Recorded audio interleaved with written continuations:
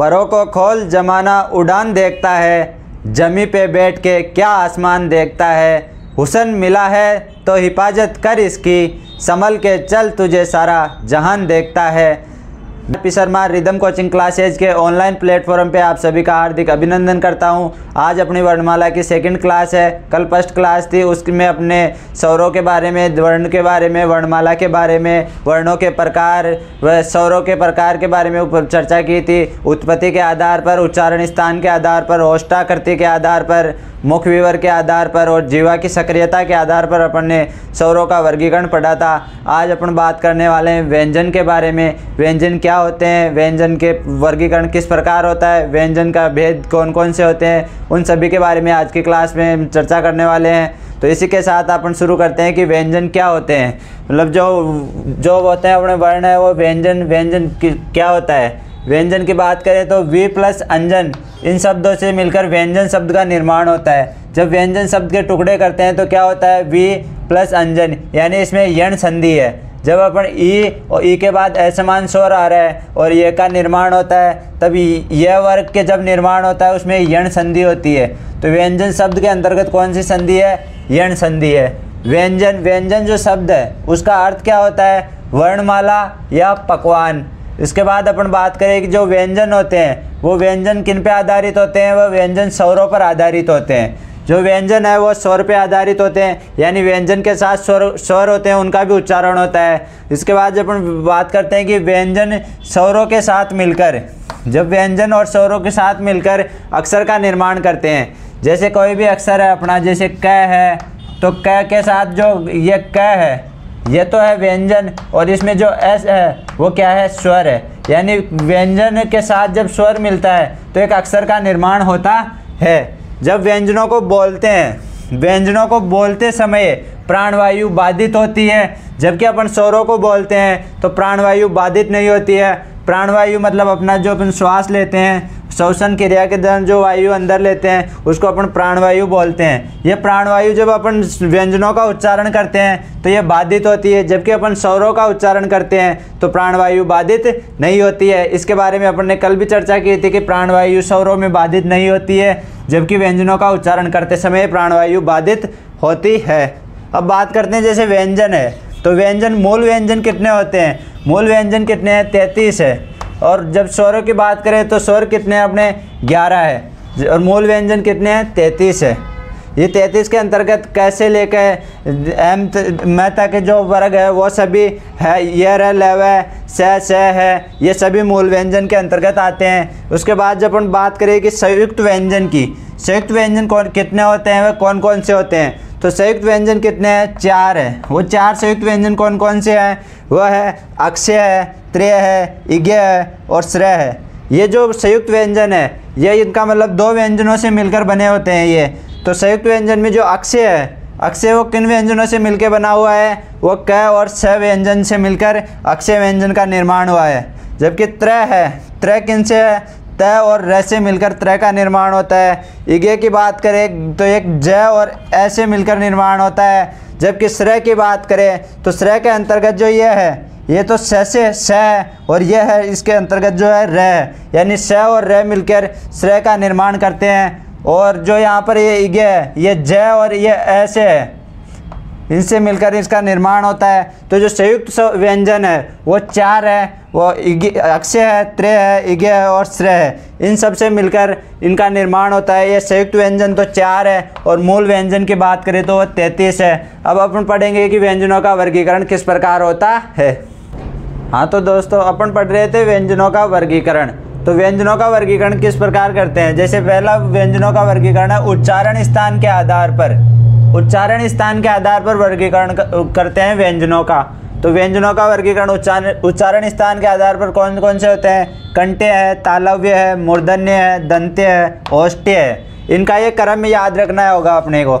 इसका क्रम कैसे याद करेंगे, जैसे पहले बात करते हैं कंठ आते हैं, तो यहाँ पर क्या है, कंठ्य है। उसके बाद अपना आता है तालवा, तालव्य व्यंजन कहते हैं। उनके बाद जो अपने दांत होते हैं और तालवा होता है, उनके मध्य जो दांतों के ऊपर जो खुरदरी सतह होती है वह मूर्धन्य पार्ट होता है, मूर्धन्य होता है, और उसको कहते हैं मूर्धन्य। और उसके बाद अपने दांतों को कहते हैं दंतीय व्यंजन और होठों को कहते हैं औष्ठ्य व्यंजन। यानी अब जो ये व्यंजन है क वर्ग है, इसको जब व्यंजनों का उच्चारण करेंगे तो अपन कंठों से करेंगे तो ये कंठ्य वर्ण कहलाएगा। जब अपन च वर्ग का उच्चारण करेंगे तो ये तालव्य से होगा, अपनी जीभ तालव्य की तरफ जाएगी, तो इसलिए ये तालव्य व्यंजन होंगे।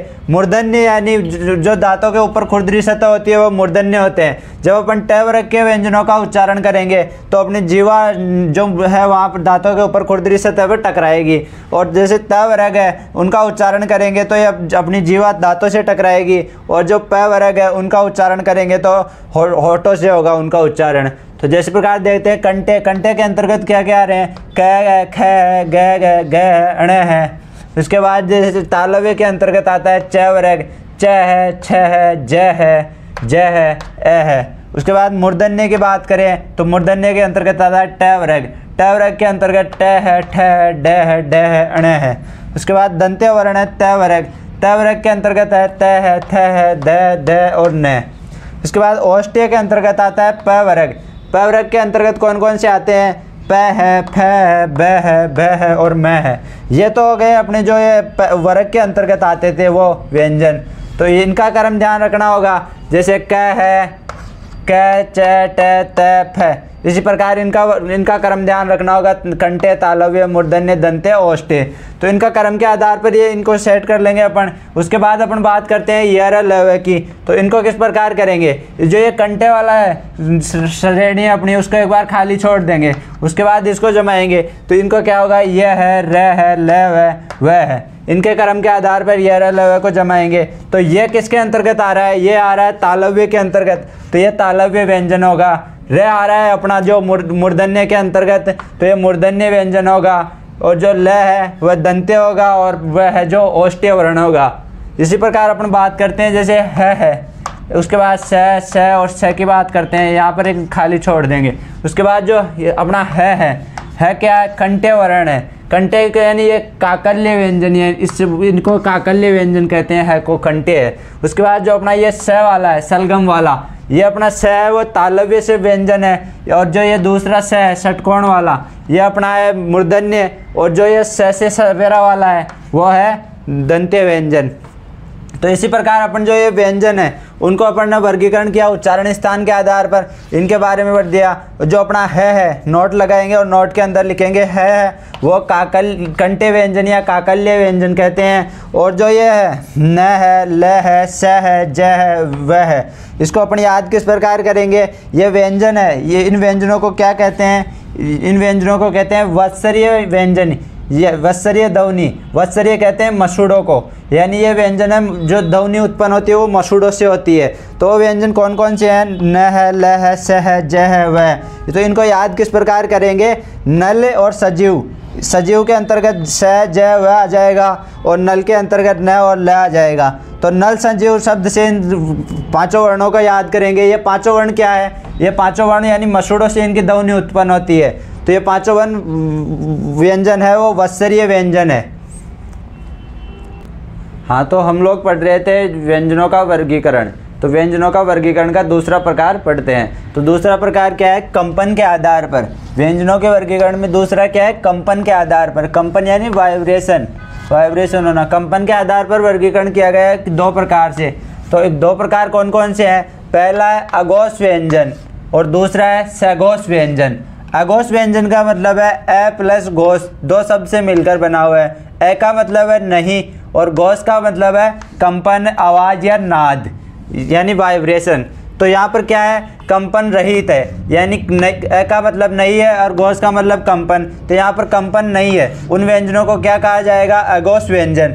और जो जिनमें मतलब सघोष व्यंजन, तो सघोष व्यंजन कौन से होंगे, इसमें स प्लस घोष इन दो शब्दों से मिलकर बना हुआ है। स का मतलब है सही और घोष का मतलब है कंपन, आवाज़, नाद, वाइब्रेशन।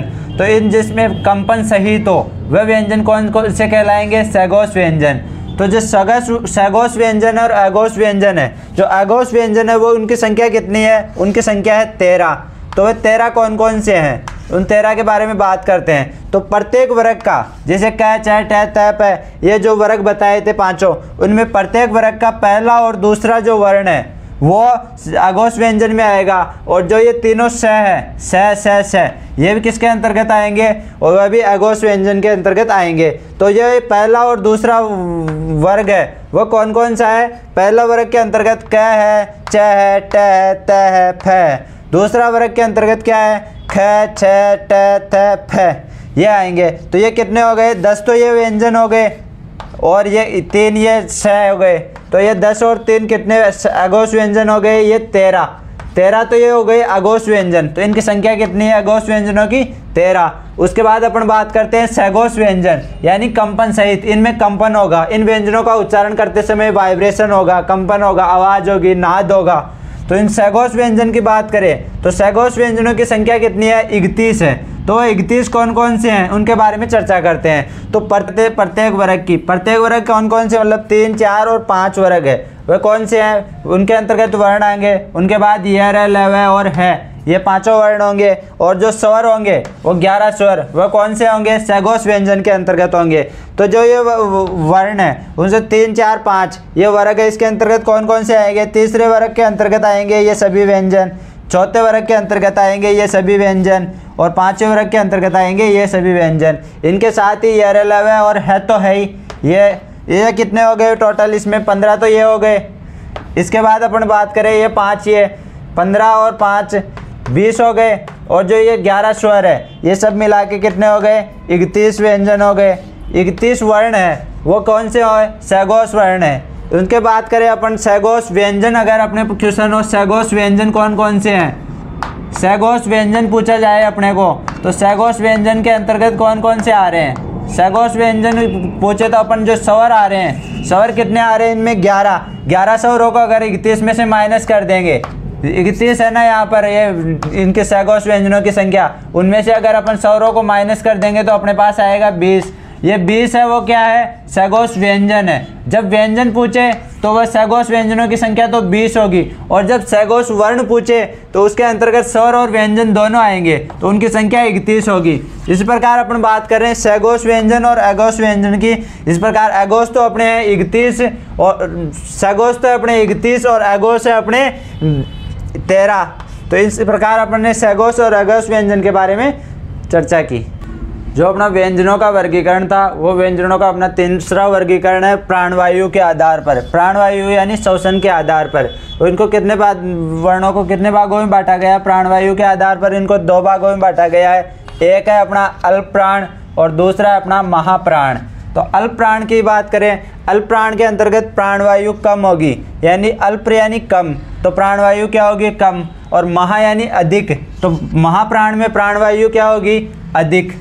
उसके बाद अपन बात करते हैं अल्प प्राण। अल्प प्राण के अंतर्गत कौन कौन से वर्ण आते हैं? तो जो अपना प्रत्येक वर्ग है, वर्ग का कौन कौन से होंगे?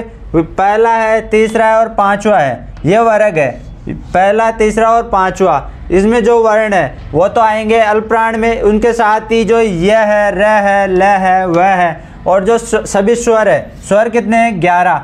ये सभी किसके अंतर्गत आएंगे? ये सभी आएंगे अल्प प्राण के अंतर्गत। तो अल्प प्राण के अंतर्गत कुल कितने वर्ण आएंगे? 30। और अगर अपन बात करें व्यंजन की, अल्प प्राण के अंतर्गत व्यंजन कितने आएंगे? तो जो स्वर है अपने वो 11 है, तो इन 11 स्वरों को 30 में से माइनस करेंगे तो कितने आ जाएंगे? 19। तो इन 19 को क्या होंगे? व्यंजन होंगे। 19 व्यंजन होंगे जो अल्प प्राण के अंतर्गत आएंगे, और 30 वर्ण होंगे जिसके अंतर्गत व्यंजन और स्वर दोनों आएंगे। तो वो कौन से होंगे? वो 30 हो जाएंगे अल्प प्राण। और जब महाप्राण की बात करें, महाप्राण यानी प्राणवायु अधिक लगेगी, तो इसके अंतर्गत कौन कौन से वर्ण आ रहे हैं? व्यंजन आ रहे हैं। तो उनकी बात करें तो प्रत्येक वर्ग का दूसरा और चौथा वर्ण, उसके साथ ही स और है, यह सभी आएंगे महाप्राण के अंतर्गत। इसके महाप्राण के अंतर्गत कितने व्यंजन आ रहे हैं? महाप्राण के अंतर्गत आ रहे हैं 14 व्यंजन। तो इसको याद किस प्रकार रखेंगे कि यह अल्प प्राण के अंतर्गत 1, 3, 5 वर्ग होगा और महाप्राण के अंतर्गत 2 और 4 वर्ग होगा। तो इन वर्ग को याद करने के लिए एक ट्रिक है अपनी, जैसे कि है कि ये तो वर्ग होंगे, वर्ग 1, 2, 3, 4, 5 वर्ग है अपने पास। इन वर्ग को बात करें, क है, कैसे क्या होगा? क होगा। के एस से क्या होगा? ख। जी से होगा ग, और GH से होगा ग, और R से होगा ड। तो जिनमें डबल वर्ड आ रहे हैं इंग्लिश के अंतर्गत वो किसके अंतर्गत आएंगे, वो महाप्राण के अंतर्गत आ रहे हैं। और जिनमें ये सिंगल वर्ड आ रहा है वो किसके अंतर्गत आ रहे हैं, वो वर्ग आ रहे हैं अल्पप्राण के अंतर्गत। जिस प्रकार देख सकते हैं कि 1, 3 और 5 इनके अंतर्गत सिंगल वर्ड आ रहा है तो ये अल्पप्राण के अंतर्गत आ रहा है ये वर्ग। और जिनके अंतर्गत ये डबल वर्ड आ रहा है KH और GH तो वो कोई किस वर्ग के अंतर्गत आ रहे हैं, और 2 और 4 किसके अंतर्गत आ रहे हैं, महाप्राण के अंतर्गत। तो इनकी बात करें जैसे क, ग और ड तो आ रहा है अल्पप्राण के अंतर्गत, और ख और ग आ रहा है महाप्राण के अंतर्गत। इस प्रकार बात कर रहे हैं कि जो अल्पप्राण के अंतर्गत अवयव है व्यंजन है वो कितने हैं, 30 है टोटल, और महाप्राण के अंतर्गत है वो 14 है।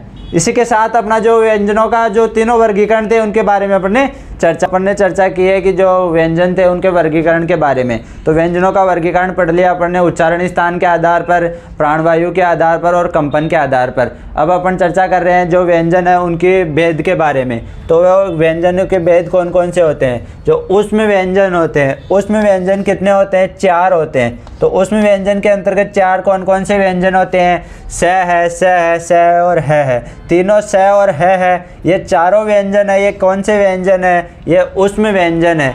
स का उच्चारण जब ये स है, ये स है, ये स, अपन तीनों को स बोल देते हैं। जबकि इस स का उच्चारण होता है तालव्य से, इस स का उच्चारण होता है मूर्धन्य, जो दांतों के बाद ऊपरी खुरदरी सतह होती है उससे। और यह स है, इससे अपन जब उच्चारण करते हैं तो अपनी जीवा दांतों से टकराती है। और है उसका अपन उच्चारण करते हैं कंठे या काकल्य से करते हैं, कंठे वर्ण है ये उन वर्णों को क्या कहते हैं, उसमें व्यंजन कहते हैं इन सभी को। तो ये 4 है, तीनों स और है, ये तीनों किसके अंतर्गत चारों किसके अंतर्गत आते हैं, उसमें व्यंजन के अंतर्गत।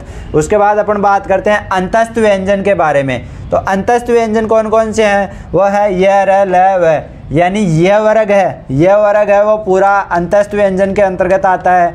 तो यह र, ल, व, यह है। तो यह है, इसका निर्माण किससे हो रहा है, इससे इस ईश्वर है, इससे यह वर्ण का निर्माण होता है।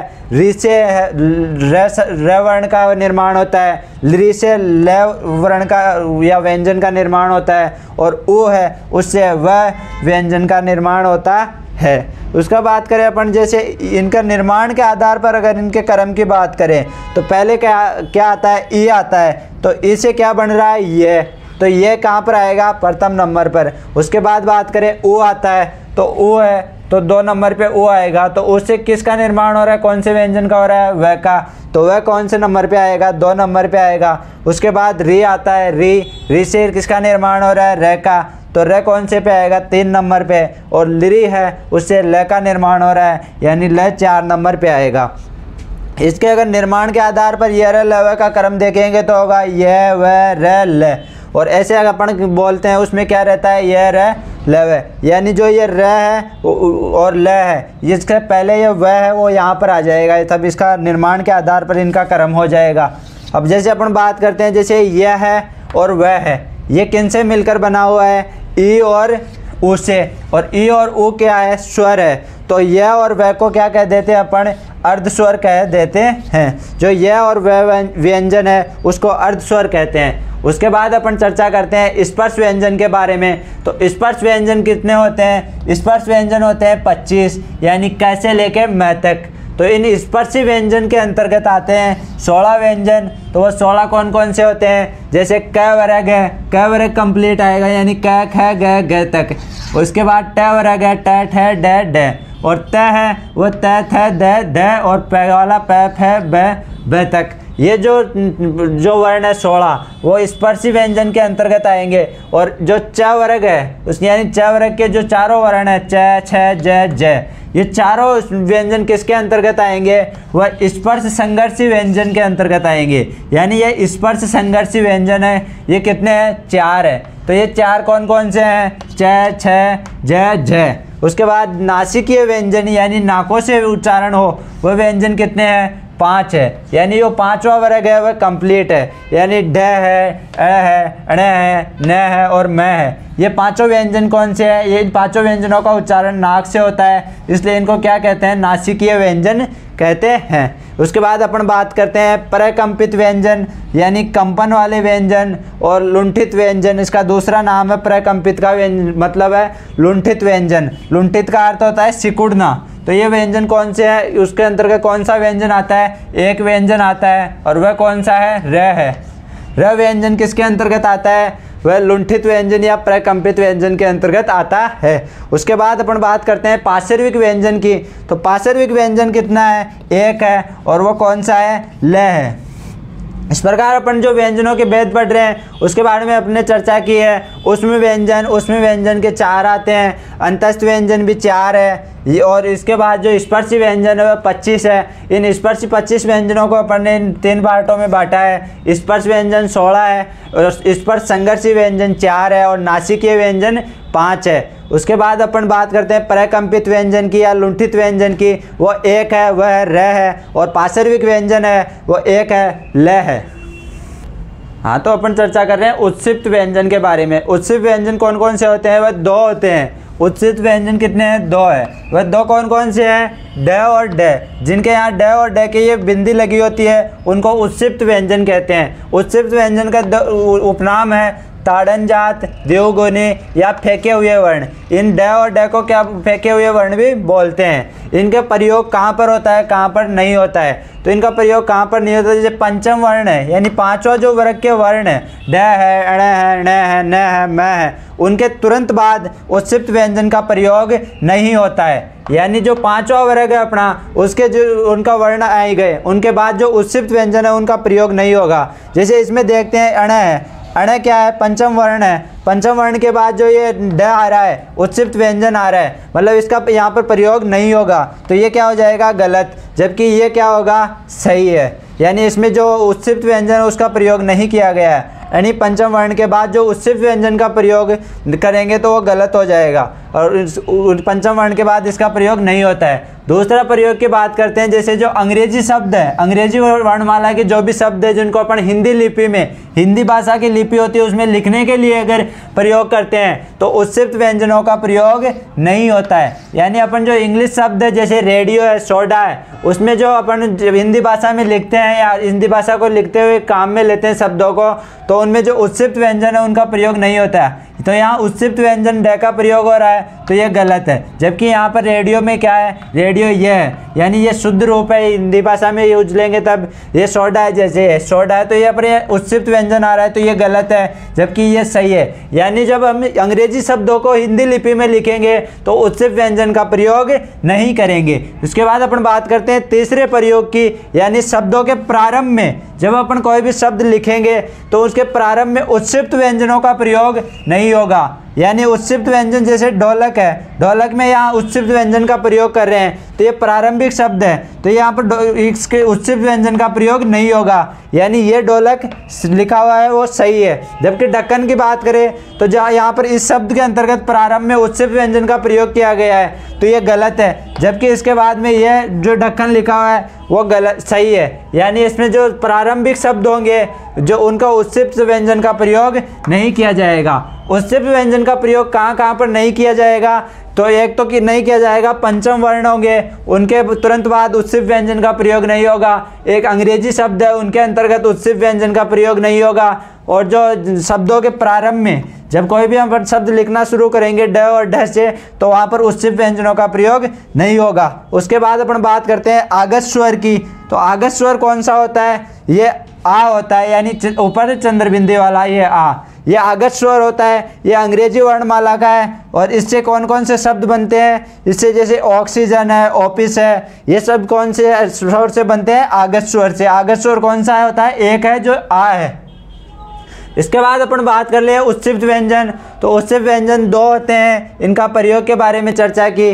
तो हाँ, तो दोस्तों अपनी जो ये वर्णमाला की 2 क्लास है उसके वर्णमाला का अपना टॉपिक कंप्लीट हो गया है। इसको ज़्यादा से ज़्यादा शेयर करें, लाइक करें, चैनल को सब्सक्राइब करें। जो भी कंपटीशन की तैयारी करने वाले स्टूडेंट हैं उनको बस ज़्यादा से ज़्यादा भेजें इस वीडियो को, जिससे कि उनकी तैयारी हो सके। आज वर्णमाला का टॉपिक कंप्लीट हो गया है। Thank you. जय हिंद, जय भारत।